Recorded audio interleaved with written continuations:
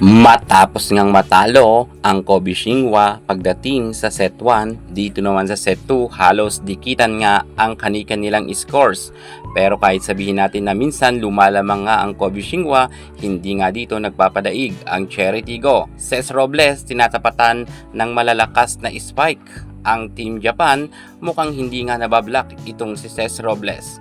Abby Maranyo gumagana rin ang kanyang mga running attack, lalo na si Aimee Hernandez na sobrang ganda ng nilalaro at madalas nga itong magkaroon ng puntos. Grabe rin talaga, mukhang gustong-gusto nga nila talaga makapasok sa Battle for Gold at bawian nga nila ang PLDT sa final. Grabe talaga tong Cherry Tigo. At itong Kobe Shinhwa ay mahina nga ang kanilang opensa at depensa pagdating sa second set.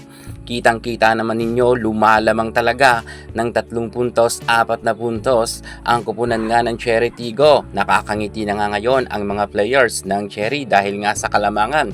Sa pagtatapos nga nila sa second technical timeout sa second set, lamang pa nga ng 4 na puntos ang Cherry Tigo. Iba talaga itong si Ara Galang, mainit na mainit, lalo na si Princess Robles, sinabayan pa yan ni Aimee Hernandez na magagaling na mga quick attack. Nagtuloy-tuloy nga ang magandang nilalaro ng Cherry Tigo kung saan ang Kobe Shinhwa University ay medyo natameme na nga. Mukha talagang nawala na nga sila kumpiyansa. Hindi kagaya nga dito sa Cherry Tigo, lahat dito ng mga players ay umi-scores. Grabe talaga itong si Princess Robles, unstoppable. Maging si Aimee Hernandez, 100% ang kanyang mga atake ay talagang lumulusot. May tulong pa yan ni Chang Abby Maranyo. Hirap na hirap nga ngayon ang Kobe Shinhwa University na habulin nga ang scores na kalamangan nga ng Cherry Tigo. Grabe naman talaga kasi itong Cherry.